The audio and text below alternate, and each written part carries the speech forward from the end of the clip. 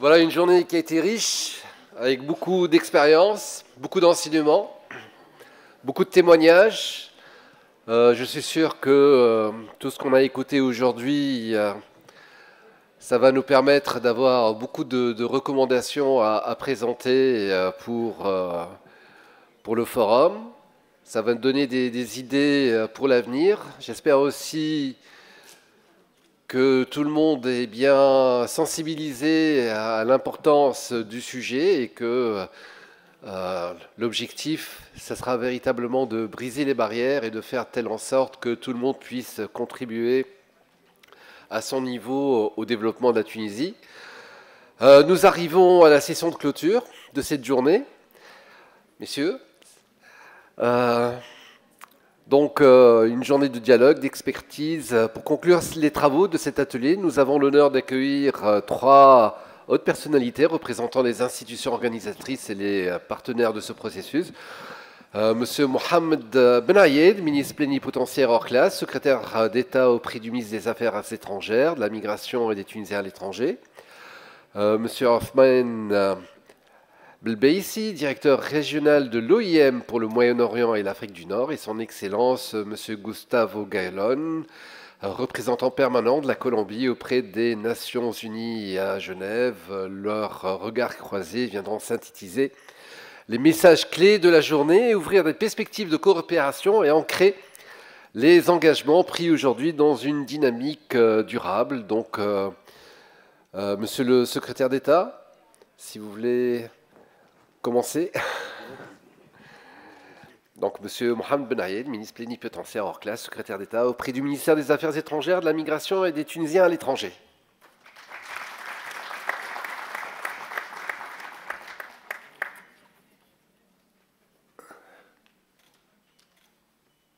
Excellences, Mesdames et Messieurs les représentants des gouvernements, des organisations internationales, de la société civile, chers membres de la diaspora, distingués invités. À l'issue de cette journée d'échange intense et inspirant, permettez-moi de vous exprimer au nom du gouvernement tunisien et en particulier du ministère des Affaires étrangères, de la Migration et des Tunisiens à l'étranger, nos plus sincères remerciements pour votre participation active, vos contributions riches et votre engagement commun à faire avancer une vision inclusive et ambitieuse du rôle des diasporas dans le développement durable.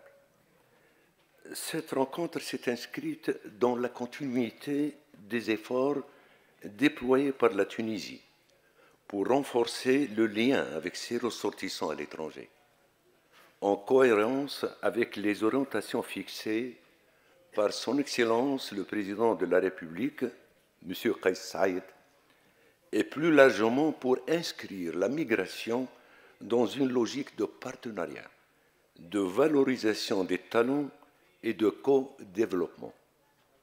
Tout au long de cette journée, vos interventions ont mis en lumière la diversité des expériences nationales, la richesse des initiatives de la diaspora et la convergence croissante des efforts des États, des institutions et des citoyens pour faire de la migration une opportunité et non un défi. Les débats ont permis de faire émerger plusieurs messages clés. J'en retiens principalement l'idée selon laquelle la diaspora est loin d'être un acteur périphérique, mais bien un moteur central du progrès économique, social et culturel, capable de relier les territoires, de transférer les compétences, de générer des investissements et de tisser des ponts entre les nations.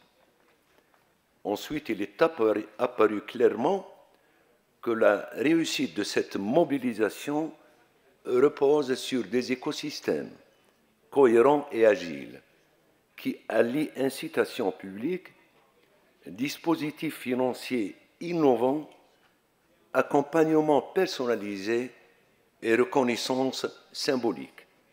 De nombreuses recommandations concrètes ont été formulées à cet égard, qu'il s'agira désormais de traduire en actions concertées. Je souhaite également souligner que cette rencontre a permis de démontrer que les efforts fournis par notre pays ces dernières années s'inscrivent pleinement dans les objectifs et priorités de l'OIM, l'Organisation internationale de la migration, et du Forum global pour la migration et le développement. J'espère que des initiatives telles que le projet e-consulat, le consulat électronique, la modernisation de nos services consulaires, la consolidation des liens économiques avec nos compatriotes à l'étranger, ou encore l'implication d'acteurs institutionnels tels que la Banque centrale de Tunisie, la Poste tunisienne, la FIPA ou les agences d'investissement régionales pourront servir d'inspiration et s'enrichir à leur tour des expériences d'autres pays frères et amis exposés tout au long de cette journée.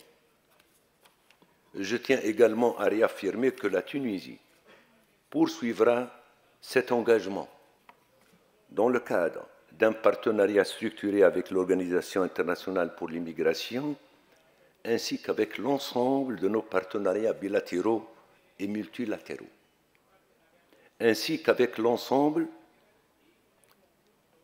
et nous comptons capitaliser sur la réussite des programmes clés tels que MOBI TRE ou encore TAM+. J'en appelle aux partenaires internationaux pour investir davantage dans ce type de projets porteurs de richesse et de prospérité et permettant de traiter de façon plus efficace les causes profondes de la migration irrégulière. Nous croyons fermement que l'avenir de la coopération internationale en matière de migration passe par l'innovation, la solidarité et la responsabilité partagée. Notre rencontre en est une parfaite illustration.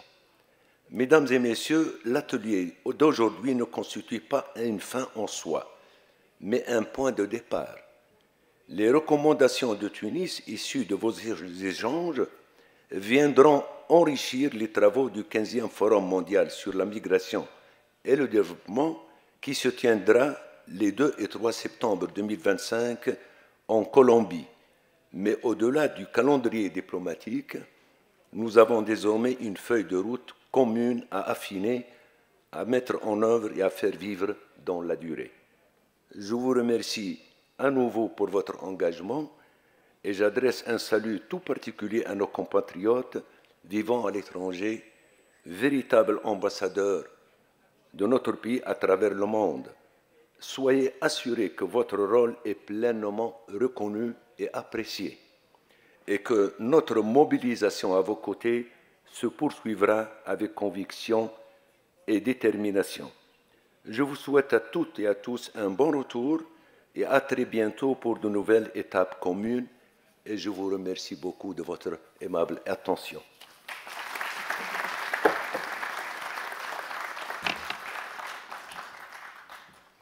Merci beaucoup, Monsieur le Secrétaire d'État, Monsieur Mohamed Benayed.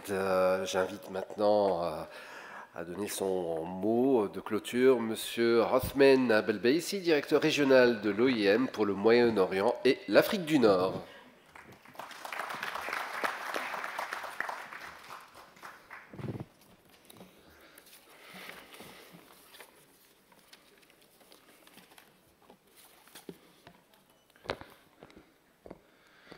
شكرا جزيلا. اسمحوا لي تكون كلمتي باللغة الإنجليزية. شكرا جزيلا. So, Excellencies, distinguished guests, diaspora members and colleagues, as we conclude today's discussion, please allow me to thank all of you for your active participation and valuable comments and contributions, particularly the Secretary of State to the Minister of Foreign Affairs, Migration and Tunisian Abroad, Mr. Mohamed Benayed. This workshop, as emphasized today and during the Global Diaspora Summit and the Global Compact for Migration, is part of a global recognition of the transformative power of diaspora engagement. As has been demonstrated earlier today, diaspora engagement is a strong driver of sustainable development, and their contributions go far beyond financial remittances, serving as a bridge for knowledge transfer, introducing advanced skills, technology, and global best practices. Diaspora's ability to connect local realities with international opportunities makes them uniquely positioned to drive progress in areas ranging from education, health, to climate resilience, and even launching small and medium-sized enterprises. In this spirit, and as part of the outcomes of the 15th Global Forum on Migration and Development Summit in Colombia, we are pleased to present the following strategic recommendations for diaspora engagement in the promotion of investment and sustainable development, which stem from the rich discussions held during today's workshop, co-organized with the government of Tunisia here at the International Diplomatic Academy. These recommendations to strengthen the role of diaspora communities is boosting investment and sustainable development at the global level. They seek to integrate diaspora engagement into relevant national frameworks, foster multi-stakeholder partnership, and ensure sustainability through structured mechanisms. They are also aligned with the relevant international frameworks, such as the Global Compact for Migration, the Global Diaspora Summit, the Dublin Declaration, and the Global Diaspora Policy Alliance. I will go quickly through the recommendations. So the first recommendation is to establish and strengthen national diaspora coordination mechanisms. And these priority actions for this recommendation are the following: formalize diaspora engagement frameworks at the national and subnational levels. Ensure cross-sectoral participation, particularly from youth and women diaspora networks. Integrate diaspora strategies into broader national development and investment plans. This includes within integrated national financing frameworks to align diaspora contributions with sustainable financing strategies. And once coordination mechanisms are in place, the following recommendation is to facilitate diaspora investment through enabling policies, incentives, and infrastructure, with the following priority actions. Develop diaspora-specific investment incentive schemes. For example, tax breaks, co-investment, or matched funding mechanisms. Implement regulatory reforms that reduce administrative barriers and improve transparency. Promote blended finance mechanisms to de-risk diaspora investments and support public-private diaspora partnerships. Expand infrastructure readiness by integrating diaspora investments into SEZs and other targeted zones to ensure access to essential services and logistics support. Align all efforts with national financing frameworks to ensure policy coherence and long-term sustainability.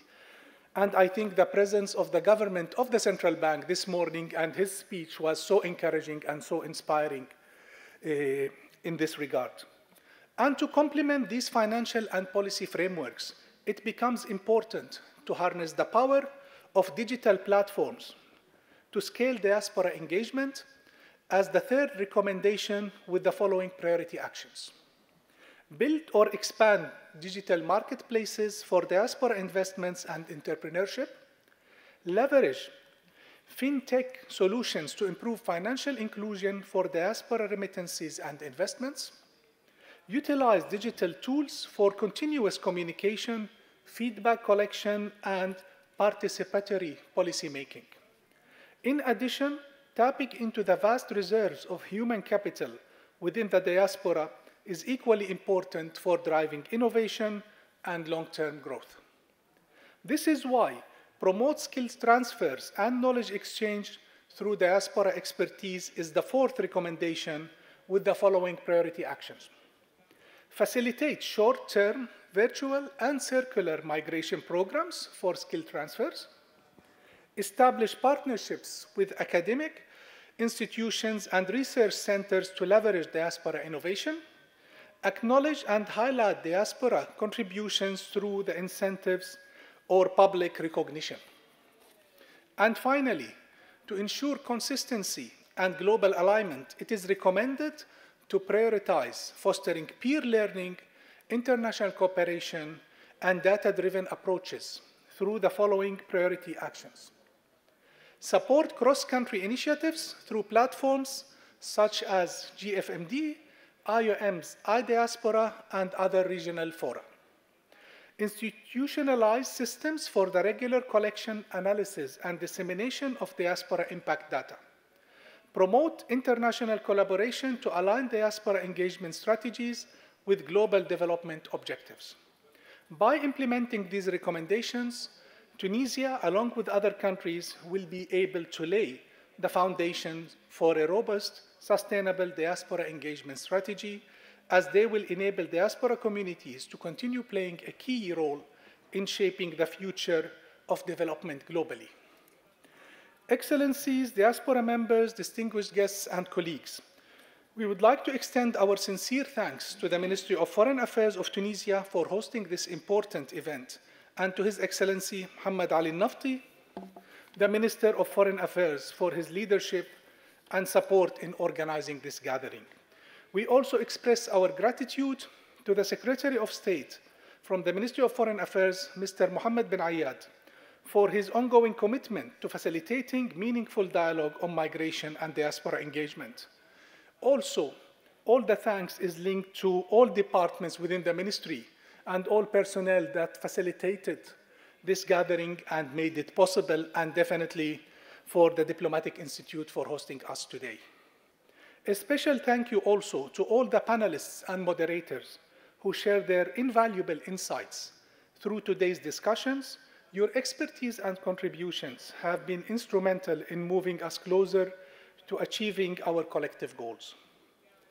We are equally grateful to the representatives from Tunisia and other countries whose participation and engagement are critical in shaping the future of diaspora relations.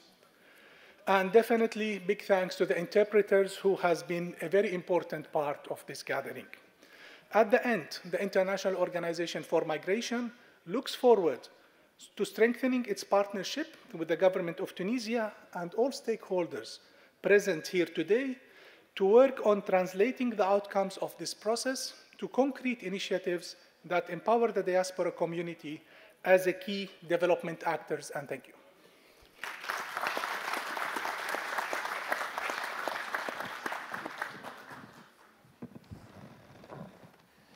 Merci, merci beaucoup. Thank you very much.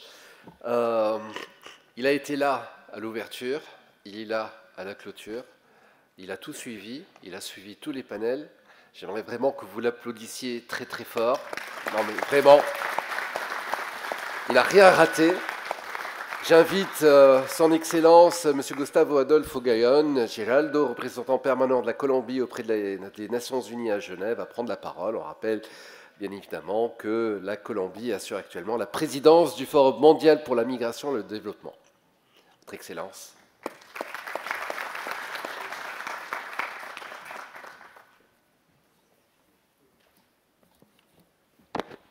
Merci beaucoup, M. Benamor. M. Benadiet, secrétaire d'État, M. Elbeisi, directeur régional de l'OIM, distingués invités, collègues, amis, mesdames et messieurs, au nom du gouvernement colombien, permettez-moi de réitérer nos sincères remerciements au gouvernement tunisien pour sa gracieuse hospitalité et l'excellente organisation de l'atelier thématique d'aujourd'hui.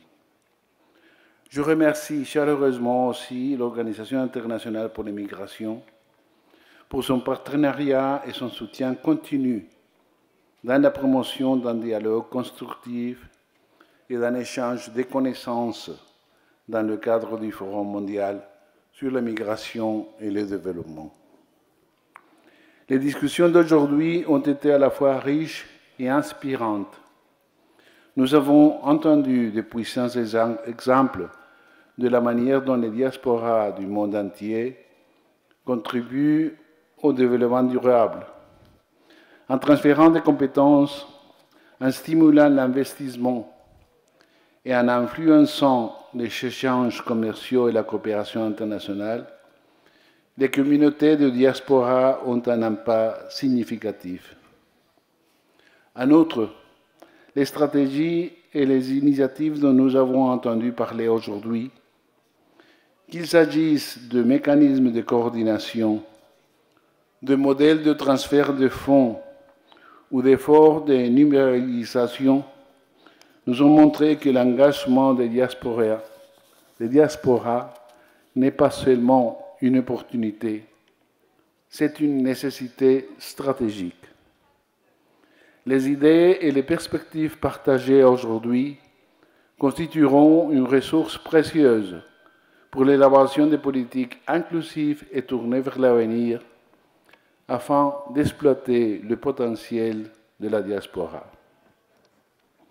Le Forum mondial sur la migration et le développement est la plateforme la plus importante de l'agenda globale pour la promotion d'un dialogue ouvert et transparent sur la gouvernance de la migration internationale.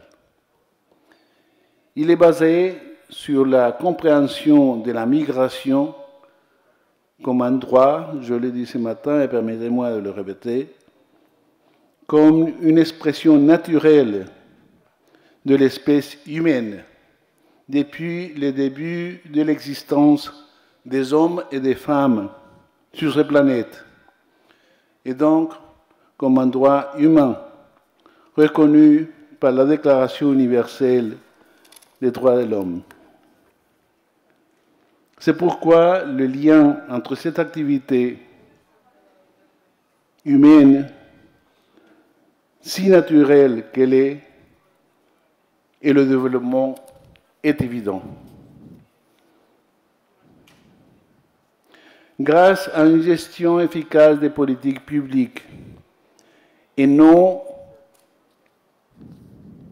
de la criminalisation de la migration, ce lien peut devenir un outil puissant pour renforcer les contributions et les effets positifs de la migration sur le bien-être de nos sociétés dans les pays d'origine, de transit et de destination, c'est-à-dire pour transformer le capital humain contenu dans la migration en actif financier, pour l'exprimer dans les termes utilisés par le gouverneur de la Banque tunisienne ce matin. C'est pourquoi la Colombie est depuis longtemps un participant engagé du Forum.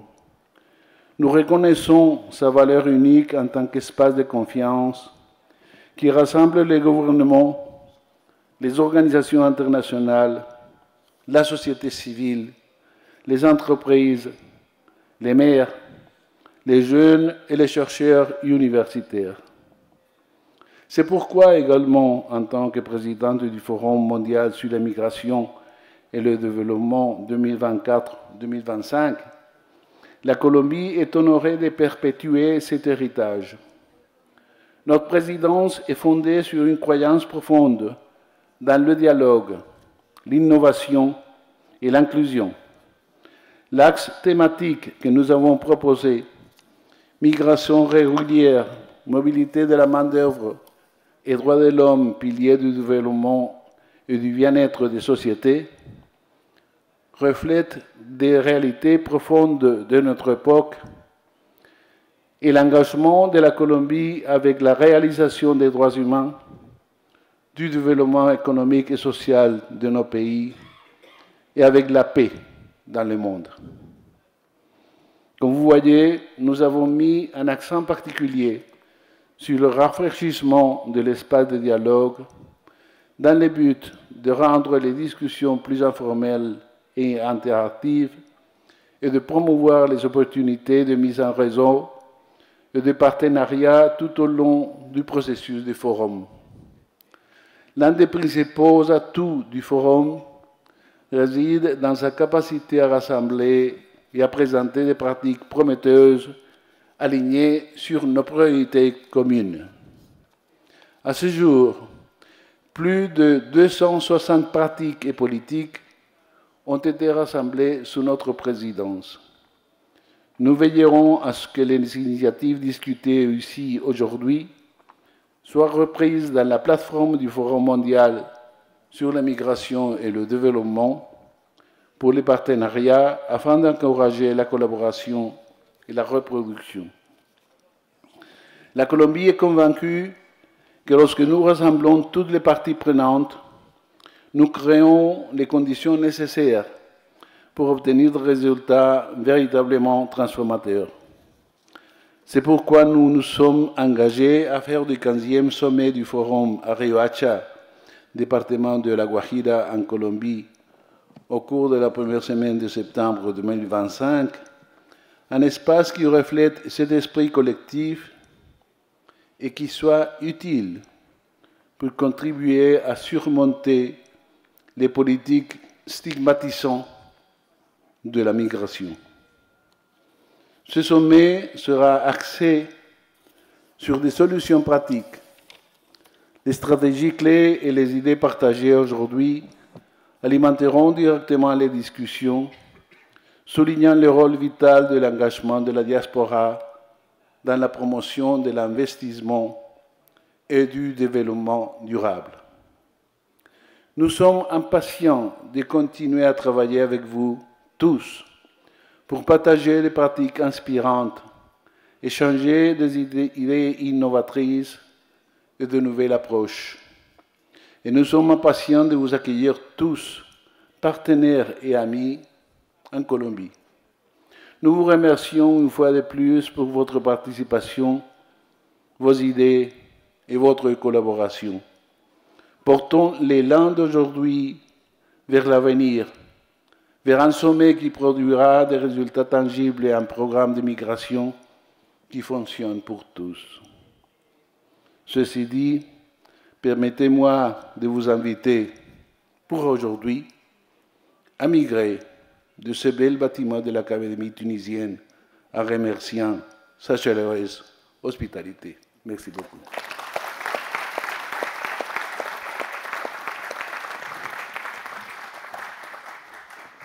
Merci beaucoup à vous tous et à vous toutes. Merci pour votre participation active au cours de cette journée avec des échanges qui étaient fructueux, beaucoup de réflexions. Un grand merci aux organisateurs, aux panélistes, aux modérateurs, aux partenaires techniques et bien sûr à vous toutes et à tous qui êtes donc avec nous aujourd'hui pour les participantes et les participants. Donc très bonne fin de journée à vous toutes et à vous tous et au plaisir de vous retrouver dans la suite de ce processus commun.